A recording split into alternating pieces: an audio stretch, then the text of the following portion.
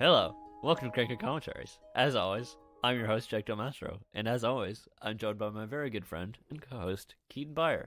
Hello, Keaton. Hello, how are you doing? Not too bad.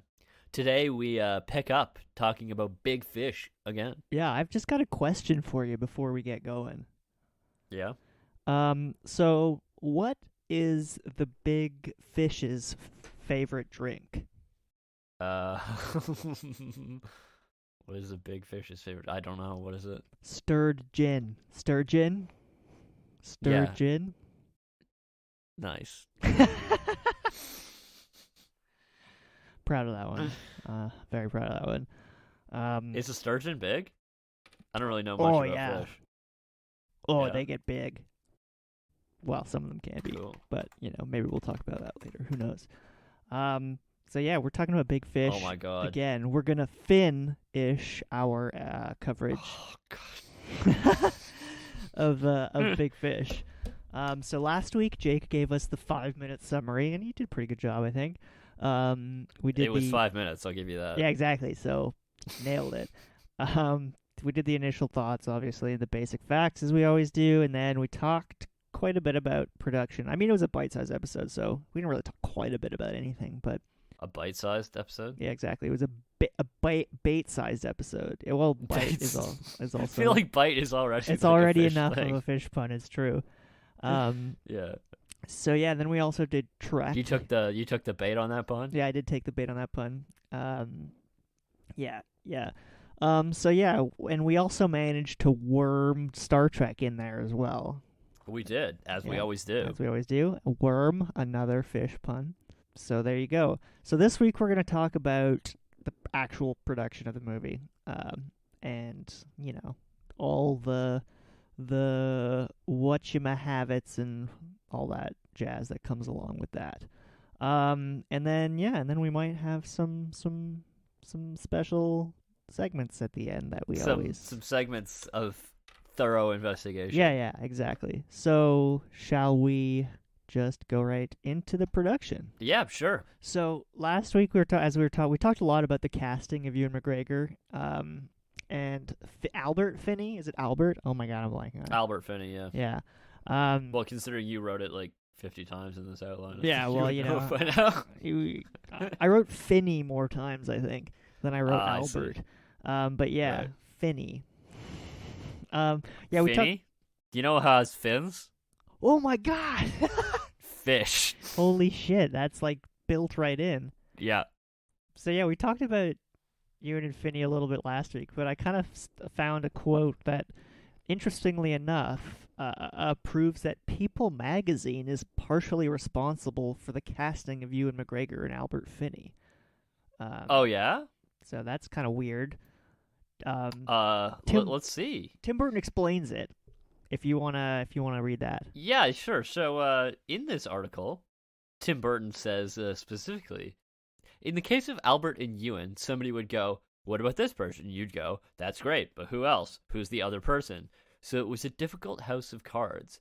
you had to do both, and once you found both, would they both do it? I remember looking at pictures of Albert from Tom Jones era. Had nothing You to do with look the at musician. Tom Jones is the picaresque novel or film as well. Yeah, exactly. You look at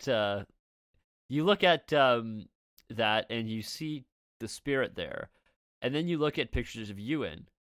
There's a bit physical. It's a little bit physical, and when I met both of them, and I realized there's a real connective spirit about them, I felt again very lucky about that because meeting them separately, there's a weird similarity between the two of them that was great. Then somebody found an old People magazine that had the two of them sort of separated at birth type thing. I showed the studio and said, it's like, look, People magazine thinks it's a good idea too. Without them, I don't think I would have done it because you couldn't just put any two actors in there. It had to feel right. So Wow. I mean, who knows? Maybe the People magazine that shifted the studio's positioning a little bit on that. Who knows? But Yeah, anyway. well, I think it certainly convinced him that he was right. Yeah, exactly. I mean, he was right. It's pretty good. Pretty good. Yeah, it's They- pretty good. Yeah, and if you go back and watch, I wonder, Albert Finney, is he legitimately Southern? I don't know. Let's find out. Let's find out.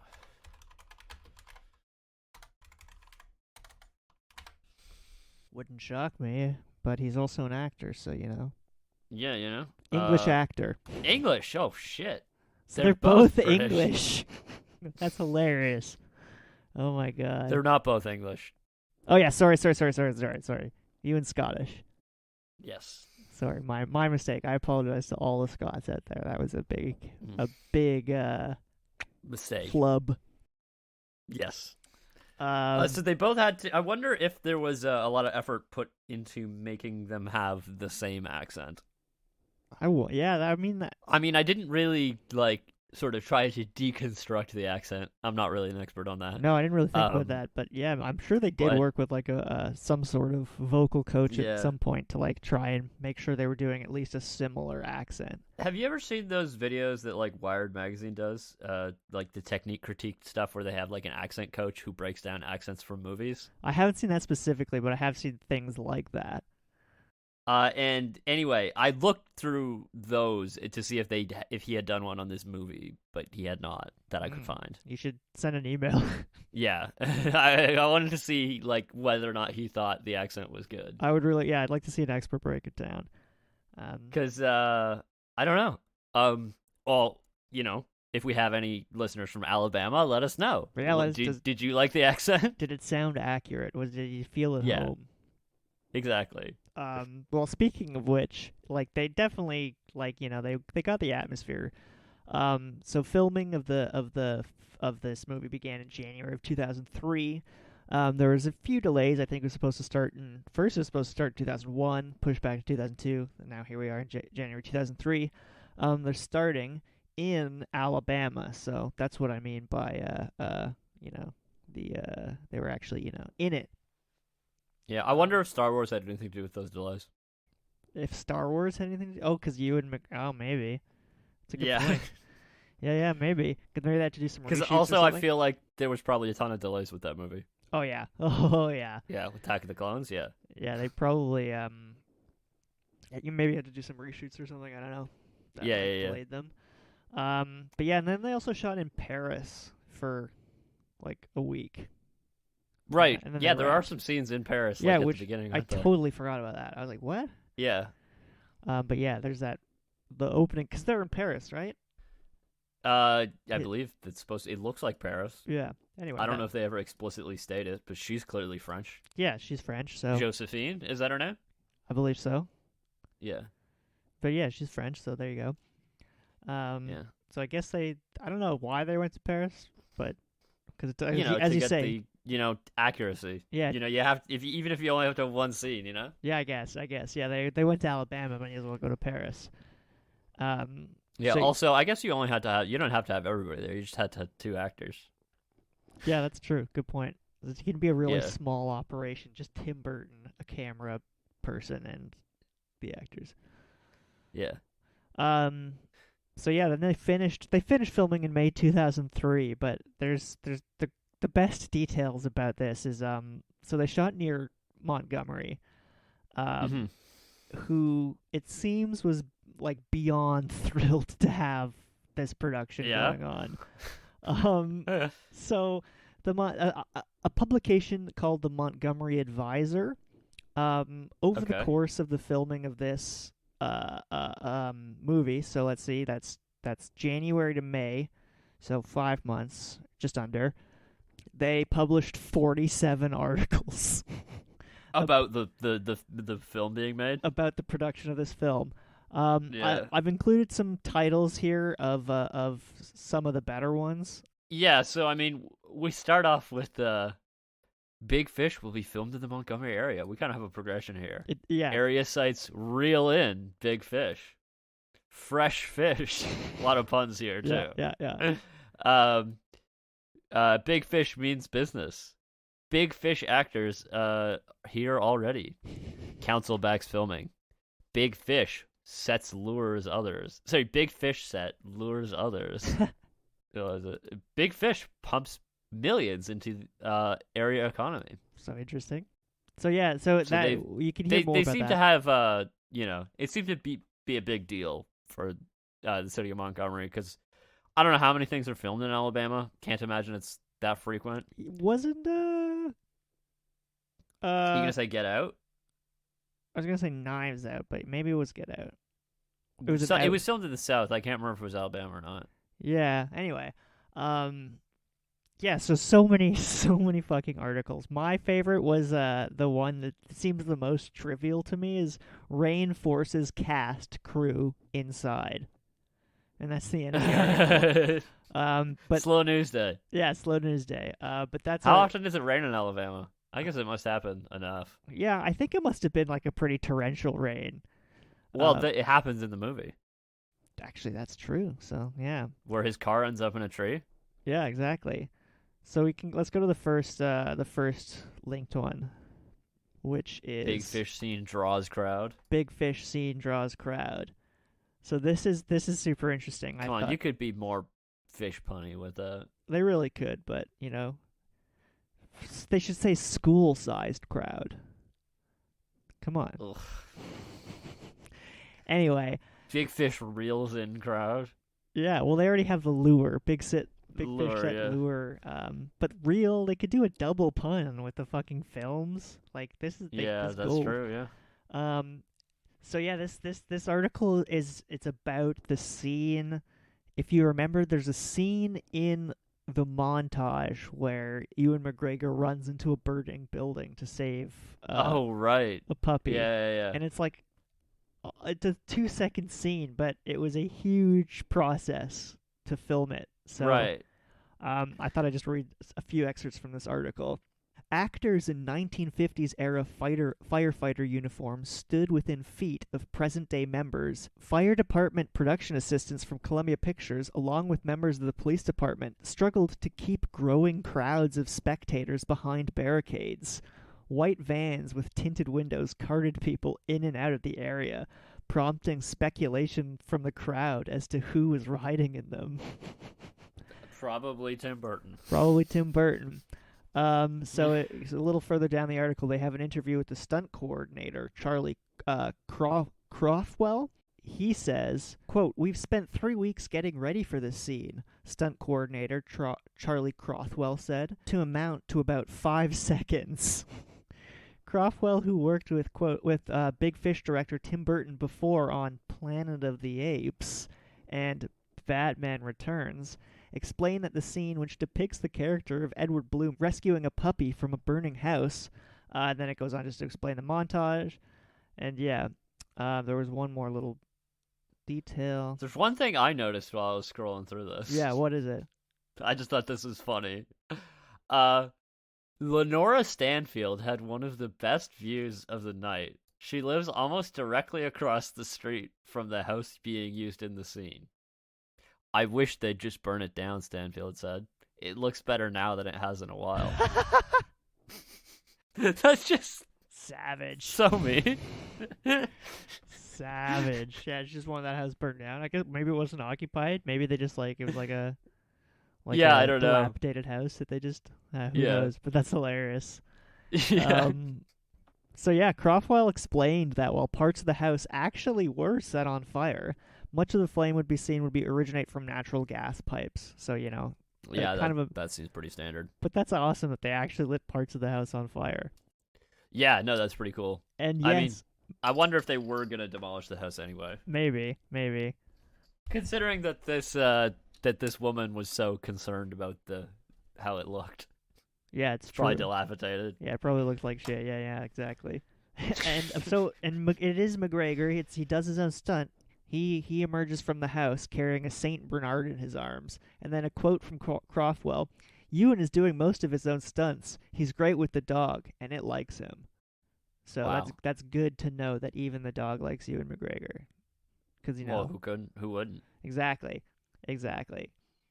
I mean, I feel like if it's safe enough, like, would they really put a dog in that much danger? No, absolutely not.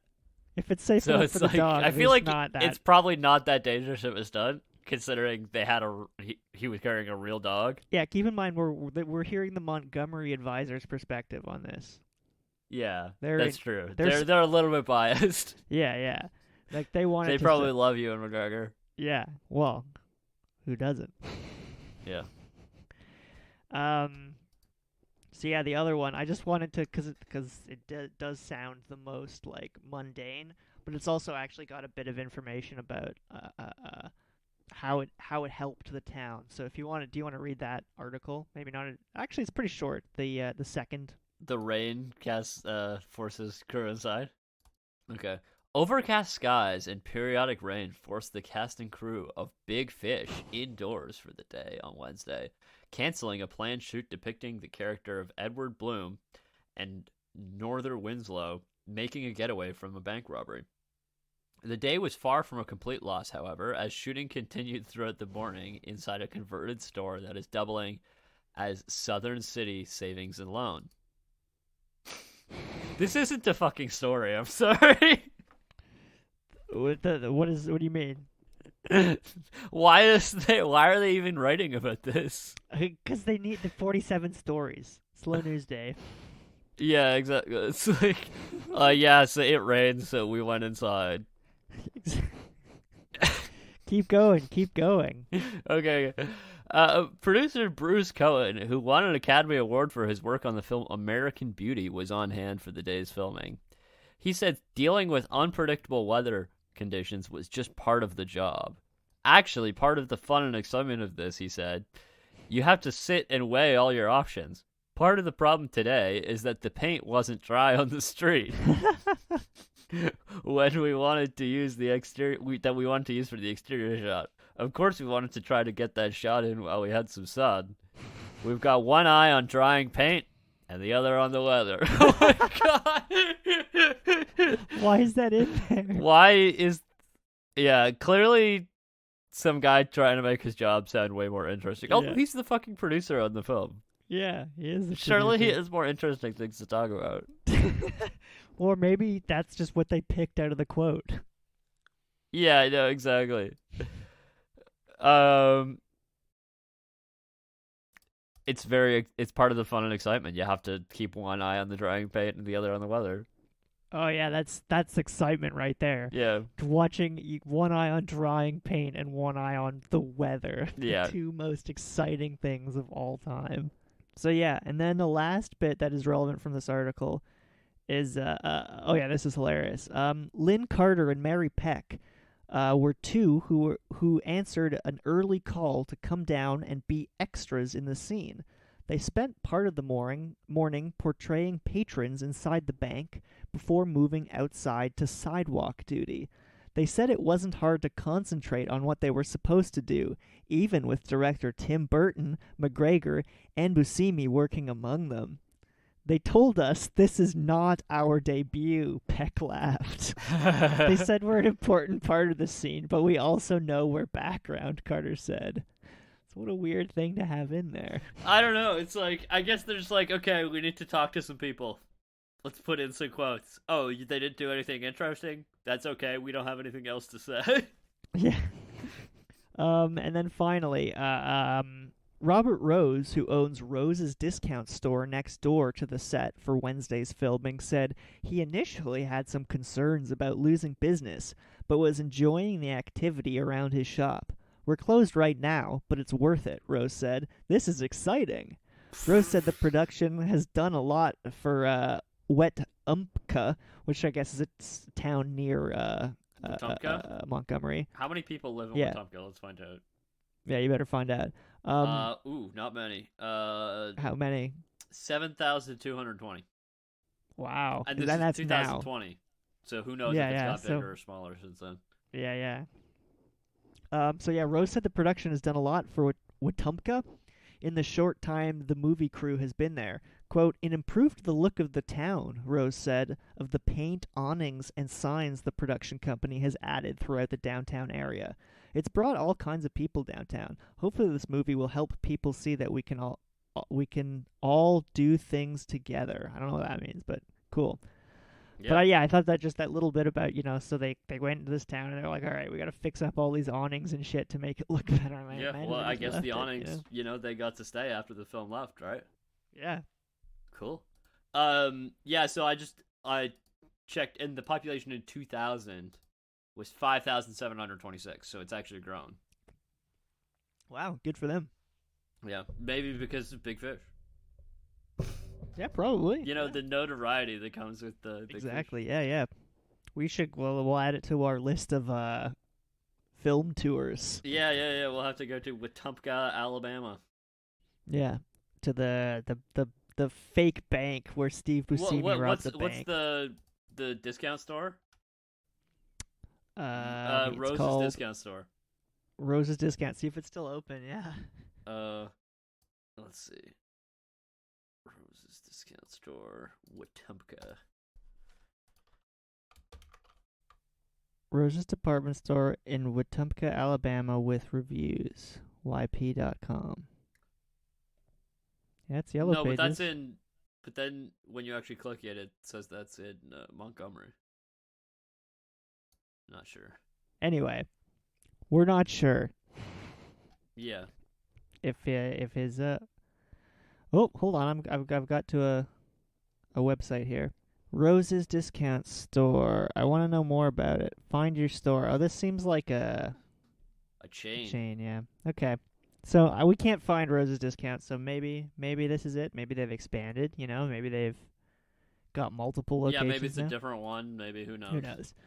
But anyway, that's super interesting. And I just thought it Or was. maybe it's a franchise, and Robert Rose just so happens to have the same name. That would be hilarious. Unrelatedly. we're just assuming that it's named after him when it's actually just he owns a Yeah, it's like it could franchise. be that he just coincidentally is also named Rose. I mean, that would be a pretty funny coincidence. So it could be that too. Yeah, Totally an option. yeah. Anyway. But yeah, I just thought it was cool that I think it was Wikipedia that said they brought like $25 million into the local economy. But obviously that's Wikipedia. That's pretty cool, But so again, obviously that number's Wikipedia, so I'm not exactly sure where they got it. But point being is clearly they did, they from these articles we know that they cast locals as extras, and they and the locals were very happy to be a part of it. yeah, exactly. They were super down. So now we can talk a bit more about the kind of the effects and stuff.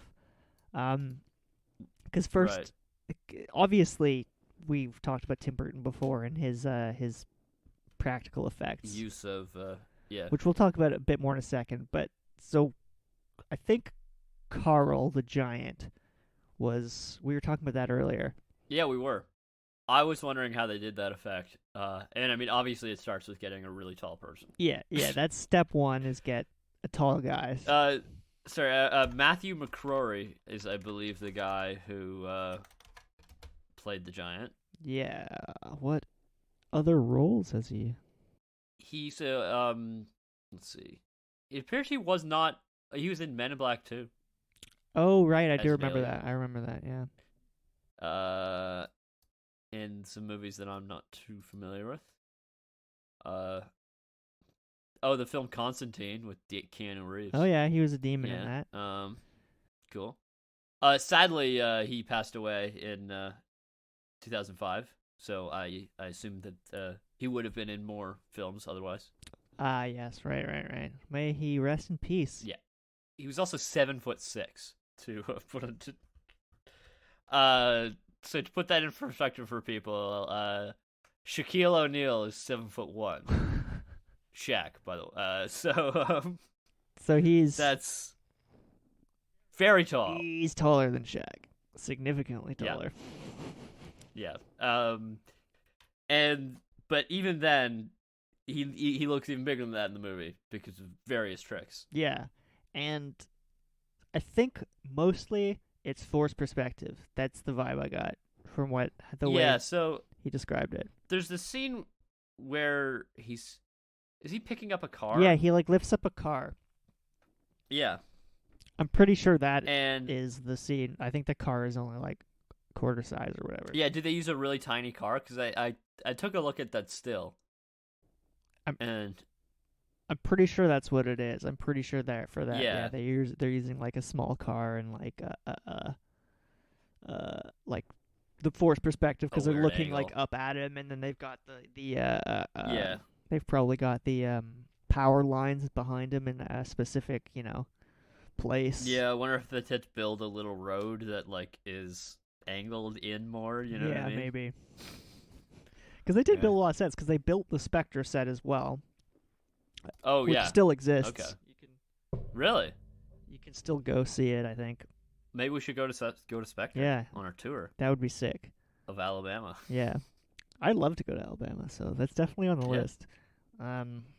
But yeah, as I mentioned, we'll come back to it. Tim Burton and CGI, or they're better friends these days. I imagine, from what I've seen from his more recent work. Well, I mean, he certainly used quite a bit of it. Yeah, but do you want to read just kind of his quote here about CGI, which is kind of enlightening for how he felt about it at the time? Like on CGI, Tim Burton had to say that like anything CG, I like to have as much of it be sets and be real. If you can do anything digitally, then why bother being there? I don't care what anybody says, but the closer you can get where it is, the better. Everything we tried to do is kind of enhance. It's more of a juxtaposition of things, I think. And that's why that's what I felt it had going for it. So we've tried just doing as much as simple effects in camera and shot more on location than it had its own reality. So that it had its own reality. Yeah, so he's talking about trying to create its own, create a reality from the actual environment as opposed to CG. Yeah. That's interesting, given that in Mars Attacks, how much CGI there was. Yeah, well, we talked about how that was Yeah, that it took him a while to get there. he compromised for that, I think. Yeah. Because it looked horrible. So this movie is also the first time Tim Burton used digital color grading, which we've talked about before. I'm trying to remember what movie we were talking. You kind of gave an extensive rundown about digital color grading, as I recall. Did I? I don't know, maybe. Possibly. We've done so many movies. I know. This is episode, 72, 71 now? Something like that, yeah. But, what was I going to say? Yeah. Oh, yeah, I was probably just talking a little bit about that when we were doing, Oh, was it The Hurt Locker? No, well, maybe, but I think Knives Out. Because I was talking about the cinematographer having opinions. Right. Yeah, go listen to that episode for those opinions. Yedlin. And a lot of other our opinions about Star Wars. Sorry? That episode? Oh, yeah, that too. Anyway, yeah, so... Yeah, basically digital color grading is... essentially, color grading is just the process of taking the original image as it was captured and squeezing this higher dynamic range image into something that will eventually be projected. A lot of times you'll also tweak the colors while you're doing that. Right. So Tim Burton loved it. Yeah, because he could do whatever he wants. Yeah, exactly. He fucking loved it. He said, "quote I love it. It's so great." He just thought like it was a great, artistic tool to add to like tone and stuff. So then why don't you if you're all about like doing stuff in camera, then why don't you do that in camera? Why don't you change the colors in camera? Yeah, well, this is a super like kind of contradictory opinion here. I mean, I like read this next quote. I don't want to like I don't want to like make a stink about it. Because I mean, just think about it. But I mean, there are it's different. It's really like you can't be fully like ideological about all this stuff. I know. I'm just ribbing Tim Burton because we have that kind of relationship. Exactly. Yeah, definitely. But yeah, do you want to read his quote here, like that he expands upon there? What besides I love it and it's so great. Yeah. He says it's like a few years ago they said you're making a comedy, you don't need stereo. Like anything you're doing, acting, lighting, color, it should serve it. Yeah. So he said it's a tool. That's interesting that making a comedy not using stereo. Yeah, I wonder who told him that. I feel like it just seems like, well, why wouldn't you? Yeah, I guess like they were just like it's cheaper to not do old fashioned. They were old fashioned. Yeah. What film? What was a comedy he was doing before that? Before this film? Like, yeah, what's a comedy that Tim Burton I did? guess Mars Attacks is comedy. It's fairly involved. I would think that would be in stereo. Yeah, that's probably what he was talking about. Yeah. Anyway. And yeah, so this is all these Tom Burton. They come from AWN.com. And the interviewer brings up the idea of previs, and Tim Burton said that they used it. I think it was kind of a new thing around then, which is why the interviewer wanted him to talk about it. But Tim Burton said, "We have a few sequences in which we did do some previs, and that's helpful. Somehow it's a little quicker than drawing lame little foxes by hand." So I thought you could maybe just explain to us what previs is. Right, yeah, so previs is essentially like anything that you do like ahead of filming to sort of try to visualize the scene before you actually start making it in camera. Right, so it stands for like, pre-visualization or whatever. It's pre-visualization is what it is, but essentially it's kind of like when Akira Kurosawa was making all those paintings for Ran, right? But so what he's talking about here is specifically like on the computer, for example, using a tool like Maya or something to like build your scene out in 3D and then be able to move like a virtual camera through it. And obviously that relatively quickly. Yeah, no, but the thing is being able to build, because the thing is like, let's say that you're drawing a storyboard, right? Right. If I draw a picture and then I'm like, oh, but I'm not sure about this camera angle, why don't we do it from another angle? It's really hard to do that because you've got to redraw the entire thing, right? Right. Whereas if you build it in the computer, you can basically be like, oh, I want to try a different camera angle. Well, move the camera over here. There we go, different camera angle. Right. That's sick. That's actually really cool. So you can and so like... you get to like try a lot of things before you're actually on set, so it saves a lot of time on set because you already figured out all these things ahead of time. Right. Yeah, that's super cool. Yeah, and also like you can put in like the virtual lights and things like that and see like, okay, this is vaguely how it's going to look. I imagine that's the kind of tool like some directors rely on a lot more than others. Yeah. You know? Yeah, like, definitely. I feel like certain people would just hate that. Like, no, yeah, because yeah, I feel like some people would think like, oh, it takes out the spontaneity of it, but like, I don't know. It's like, why not do it? You know? Yeah, why not? Like you said, it's a tool. It's a tool. But I mean, yeah, you could say like, okay, yeah, you know, everything looks good in the computer, but then when you're actually there, it's going to be totally different, right? Because the computer's not going to capture like everything, right? Yeah, exactly. There's but indefinable variables. It's just an alternative to storyboarding. Well, I mean, you might also do storyboarding, but yeah, it's like an advanced kind of on the fly storyboarding. The Yeah, way exactly. he was describing it is that it was kind of being done on the fly, you know. Yeah, but yeah, it's really quick to try new things out and see basically vaguely how they're gonna work. Right. So cool. So yeah, they did a little bit of that on this film, but I don't think they. I don't. It seemed like in that interview, the interviewer was more interested in talking about it than Tim Burton was. So, Yeah. um, Well, I don't know yeah, I how. guess the computer time I think was becoming a lot less expensive around this time. So Right. like basically, uh, it became cost effective to actually spend time on the computer, like figuring all this stuff out. Right. Yeah. So it was like actually relatively new that, and this is like a film nerd website, so I guess it makes Yeah. sense that they'd be kind of prodding him about new shit like that. Mm-hmm. But yeah, so that's kind of it for the production. Unless you can think of anything else specific that you want to talk about. Because we talked about the giant, we talked about. I mean, I think it's cool that they built that house that they straightened. That's a really interesting piece. Because clearly they actually, because not only is that a prop, but it also has to work mechanically. Yeah, exactly. It's got to be like straightened.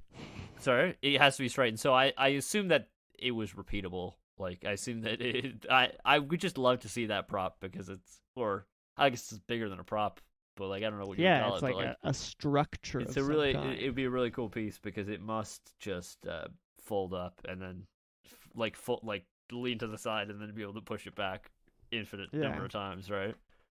Yeah, exactly. I'd really be curious to see how that worked. Yeah. Maybe if you search through the Montgomery Advisor articles, all 47 of them, you might be able to find Yeah, definitely. the scene. I looked at a bunch of them, but I didn't see that scene. Yeah. But it might be in there. Do you think they sent Tim Burton copies of the Montgomery Advisor? I don't know. Do you think I he don't know, read it? maybe. I have to imagine while he was in Montgomery, he read it. Probably read a couple of issues. One or two articles about it. Yeah. Yeah. Especially as they were so glowing, Yeah, yeah. And that's what. So the time they were there, they wrote 47 articles. So just under 5 months. That's like almost 10 articles a month. Well, you got to imagine like every like edition of the Montgomery Advisor would probably have at least one article about Big Fish. Like the entertainment section would just be Big Fish, Big Fish, Like, Big Fish. here's what they're doing. Here's what they're doing this week. Here's what Yeah. they're doing this week. Yeah, fair enough. Probably a I mean, big it makes topic. sense. It's a small town. Just imagine if like in the Toronto Star it had like a article every time they were filming a movie here. Oh my god, it'd be a whole section. I know That'd exactly. be sick. Yeah. That'd be a great section. I'm sure there's probably some like news site somewhere that has like a list of all the productions in Toronto right now. Yeah, that'd be cool. Yeah. If anybody knows anything about that, Yeah. Yeah. send us an email. Sure. All right, so what do we have next?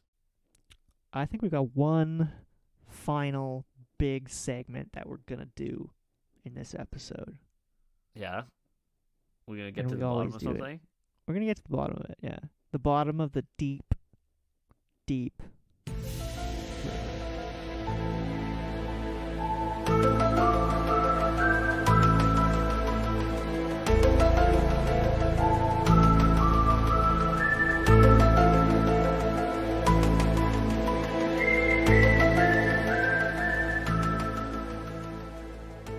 All right.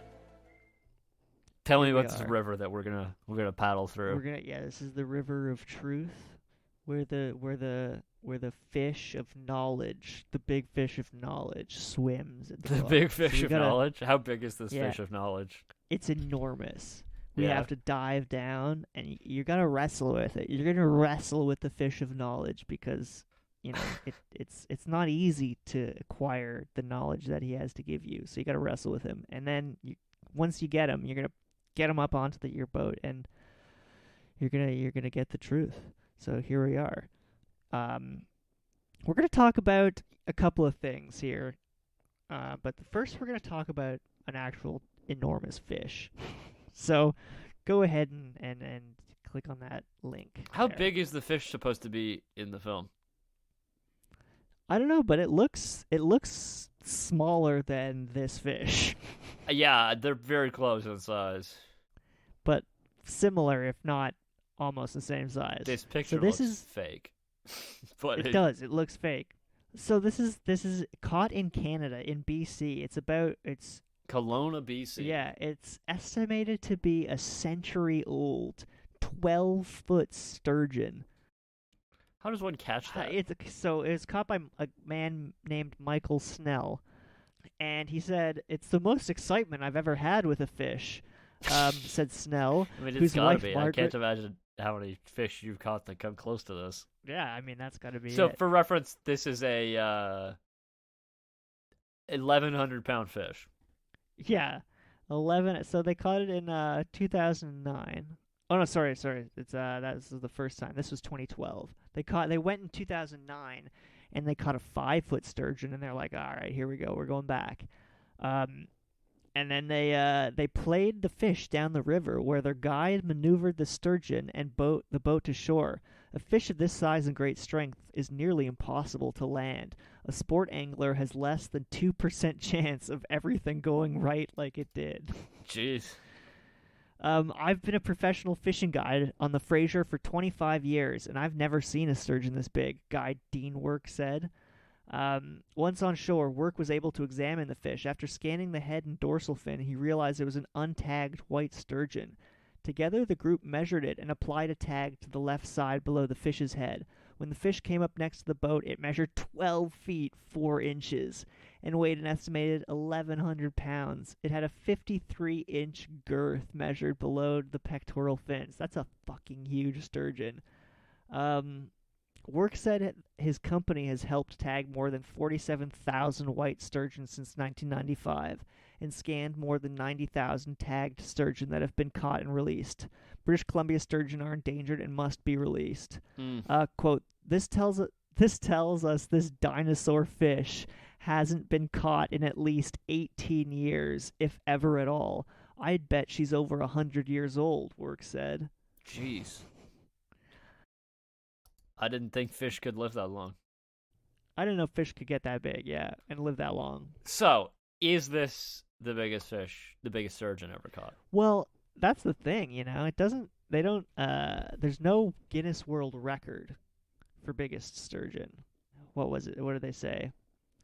Yeah, so the Guinness Book of World Records doesn't have an entry for white sturgeon. However, Fishing World Records says an angler in San Pablo Bay near San Francisco caught a 2,000-pound white sturgeon. Although there's no verification of this catch, so that might just be fucking bullshit. There's no pictures, Right. There's nothing. I don't know. There We've got a must be picture of the some, sturgeon. organization that keeps track of angling records. Well, Fishing World Records. Okay, yeah. So, But they weren't able to verify it. So, according to Fishing World Records, this is the largest catch captured in a picture and published. Oh, the one we're talking about now. Yeah. There it is. Wow, that's big. Holy smokes. And then there's a questionable one.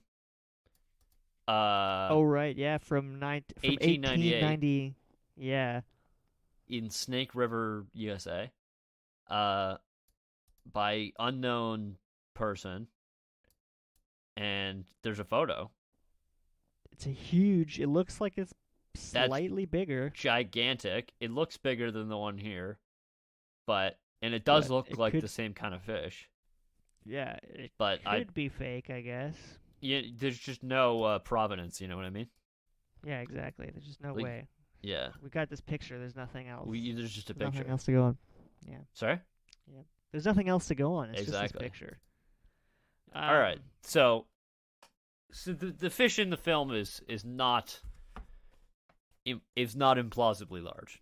It's not. It's actually kind of small compared to some of these sturgeons.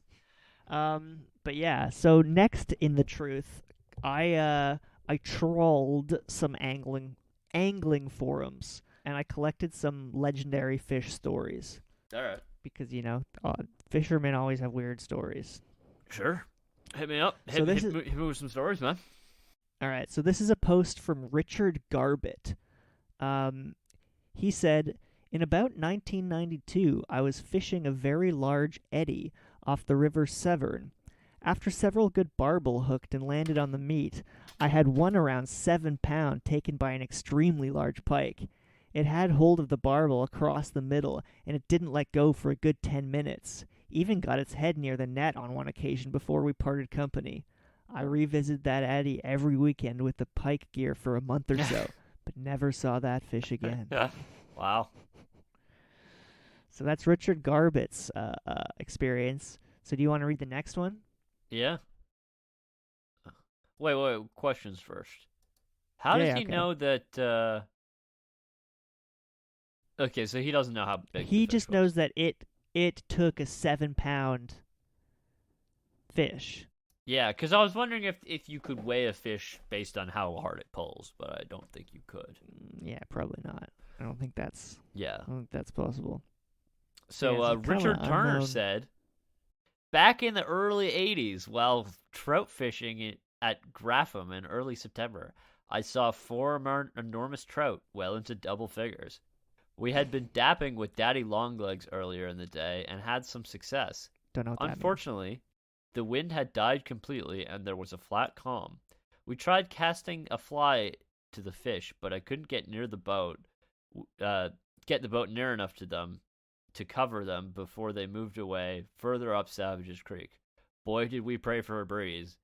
When some breeze came up several hours later, we did drift across the area, but no sign of them. They're gone. Mysterious fish. So have you noticed something in common with these two posters so far? They encountered the fish, but they didn't manage to catch it. And they came back looking, but they never caught it. They never caught it. So we have a third one here. This is a post from Richard Isaacs. So this is the third Angling Richard post in a row, if you'll notice. Oh wow, they're all named Richard. They're all named Richard, yeah. So Richard Isaacs said, I have a video I took on my phone of a chub off a bridge at the Millstream at Offord, taking bread during closed season. It took every piece I threw down, and was easily a high 8, maybe more. Okay, so when they Never say a high heard- 8, what does that mean? I think that means pounds. Okay. No, nothing maybe near this more. giant Or kilograms or fucking- something, I don't know. Yeah. I think they're in the giant UK. fucking sturgeon. Yeah, no, nothing on that. But Yeah. for the type of fish, it's big. Yeah. Never heard of one actually getting caught that size. She cleared off. Here's some screenshots of the video. Biggest chub I've ever seen in my life. Sorry about the poor quality. And then he's posted a picture here, which I've included in the outline. I don't see anything. Yeah, I can't see anything. It just looks like muddy water. But then Richard Garbutt, who posted our first story, he responded to Richard Isaacs. So we got a Richard on Richard here. Said that's making my knees quiver just from the photo. It would beat my PB by many pounds. Okay, I don't know what Richard is seeing in this photo. It's just Yeah, I don't see anything. maybe if I was an experienced fisherman like Richard Garbutt, I would know. You'd be I able would to know what pick to out look that. for.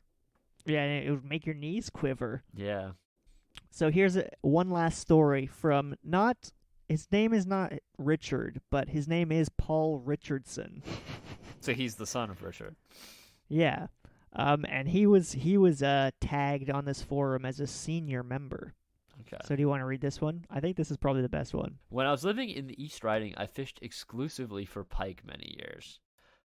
I remember well it was March 16th, the first day of closed season, and I was dog walking along a very small, intimate drain that had provided me some good pike to 18 pounds. Jeez, that's big. Wow.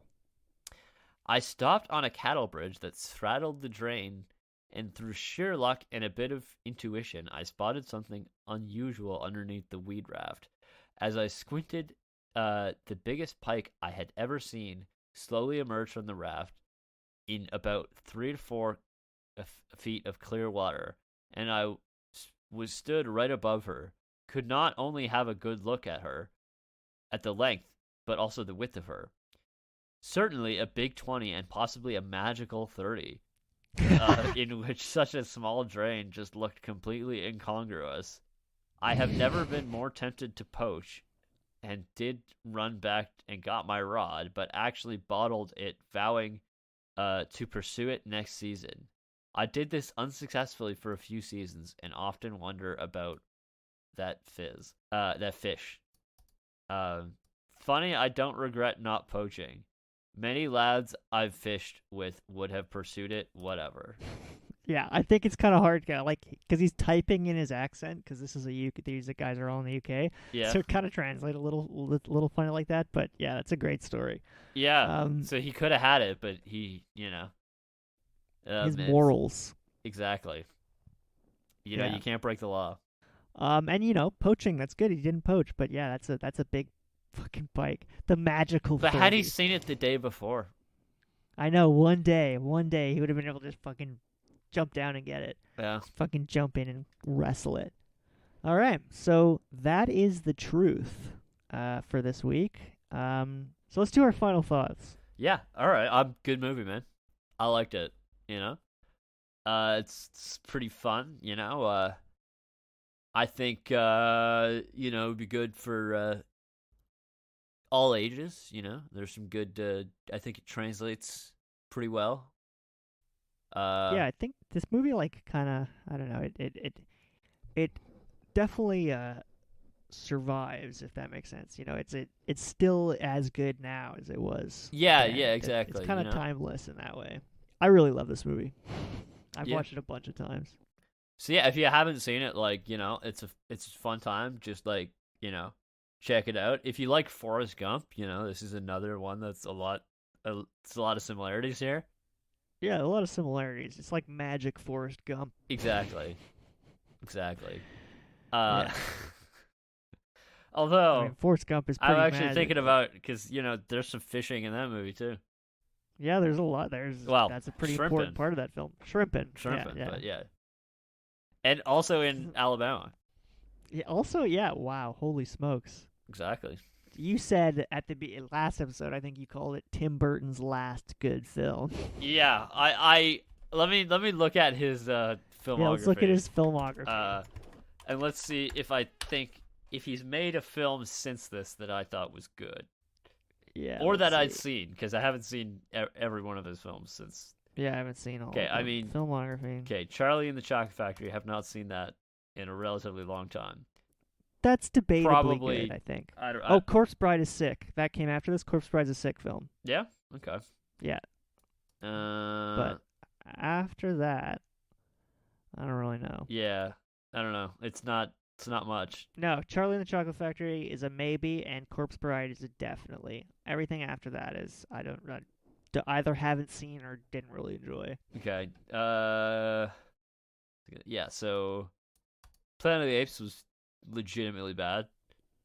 Well, yeah, I have a little. It wasn't relevant to this episode, so I didn't put it for the Big Fish stuff. But I just feel like we had to include it because it was so funny, and we've talked about it so much. Yeah.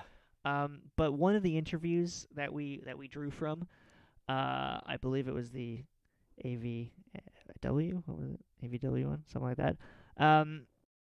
They asked him, because it was just when he was making the Willy Wonka movie. They had just announced that they were doing Willy Wonka with Johnny Depp. Yeah. So I assume. Yeah. Go ahead and read the thing. The interviewer asked Tim Burton, "Are you worried at all about taking on another icon?" Referring to Willy Wonka, because he'd done Planet of the Apes. Because he had done Planet of the Apes recently. Yeah, so I assume he's referring to the classic Gene Wilder film. Yeah. Yeah. Yeah. Are you worried about taking another icon? And then Tim Burton responds, "Yeah, well, I should learn my lesson after Planet of the Apes, but it's okay." The thing I find funny about Planet of the Apes is how much Tim Burton doesn't like it. Yeah. It's like, it's not even like, critics didn't like it. It's just he didn't like it as well. Yeah, exactly. He just wanted to put it behind him. So yeah, something didn't go right for anybody. No, nothing went right for anybody in that film. Yeah. I guess Mark Wahlberg. Yeah, I mean, was that Mark Wahlberg's first big movie? Might have been. I mean, I guess that worked out well for him.